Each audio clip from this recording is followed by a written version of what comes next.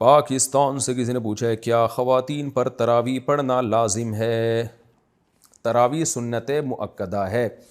سنت مؤکدہ کہتے ہیں جو فرض کی طرح اور واجب کی طرح تو نہیں ہوتی، لیکن وہ عام سنتوں کی طرح بھی نہیں ہوتی کہ اس کو چھوڑنے والے کو ملامت ہی نہ کی جائے، تو اس کو سنت مؤکدہ کہتے ہیں. عام سنتوں سے زیادہ تاکید ہے اس کی، کیونکہ نبی صلی اللہ علیہ وسلم نے جہاں بھی صیام رمضان کا ذکر کیا، قیام رمضان کا بھی ساتھ میں ذکر کیا. دن کا روزہ رات کا قیام، دن کا روزہ رات کا قیام.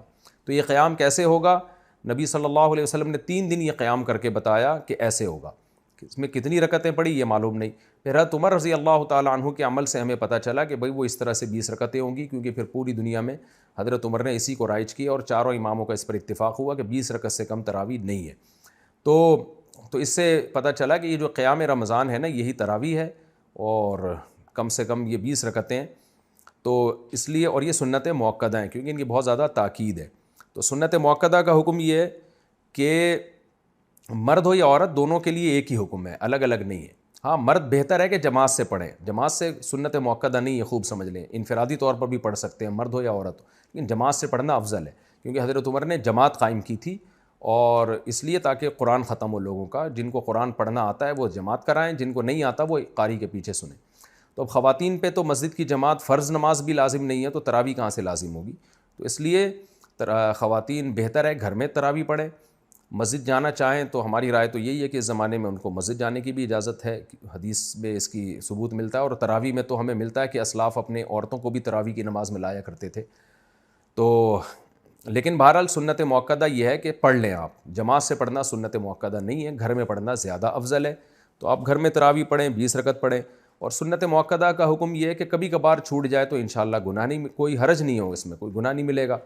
اور اگر کسی عذر سے چھوڑ دیں تو ویسے ہی کوئی حرج نہیں ہے، کیونکہ فرض واجب بہرحال نہیں ہے. تو بہت زیادہ تھکاوٹ ہو تو چھوڑی جا سکتی ہے، اور کبھی تھکاوٹ نہ بھی ہو تو کبھی ویسے ہی بھی چھوڑی جا سکتی ہے، لیکن کنٹینیو چھوڑنے کی عادت نہ بنائے. لیکن ویسے ایک جنرل نالج کے لیے بتا دوں، جو پڑھتے ہیں پراپر پڑھتے ہیں، جو نہیں پڑھتے پھر وہ چھوڑتے ہی ہیں. یہ تراویح ایسی چیز نہیں ہے 2 دن پڑھ لی 1 دن چھوڑ دی. تو جو ایسے کرتا ہے وہ پھر چھوڑا ہی رکھتا ہے. تو جو پڑھتے ہیں وہ کنٹینیو پڑھتے ہیں. تو نبی صلی اللہ علیہ وسلم نے جب بہت زیادہ تراویح کی فضیلت بیان کی ہے، قیام رمضان کی فضیلت بیان کی ہے، جس کو بعد میں اسلاف نے نام تراویح کا دیا، تو آپ کو چاہیے کہ اس سے قطع نظر کہ یہ سنت مؤکدہ ہے یا غیر مؤکدہ، آپ یہ فضیلت حاصل کریں. کیونکہ شاعر نے کہا ہے تمتع من شمیم عرار نجد فما بعد العشیۃ من عراری، کہ ایک خوشبو ہوتی ہے جیسے رات کی رانی کی خوشبو، یہ رات کے بعد ختم ہو جائے گی. تو تراویح کی فضیلت بھی رمضان کے بعد ختم. تو اس بحث میں پڑھے بغیر کہ سنت مؤکدہ ہے یا غیر مؤکدہ ہے، واجب ہے یا نہیں، اس بحث میں پڑھے بغیر آپ کنٹینیو پڑھ لیں، کیونکہ ثواب بہت ہے اس کا. اور یہ عید کا چاند نظر آتے ہی آپ کے پاس یہ آپشن ختم ہو جائے گا. لیکن حکم یہی ہے کہ سنت مؤکدہ ہے.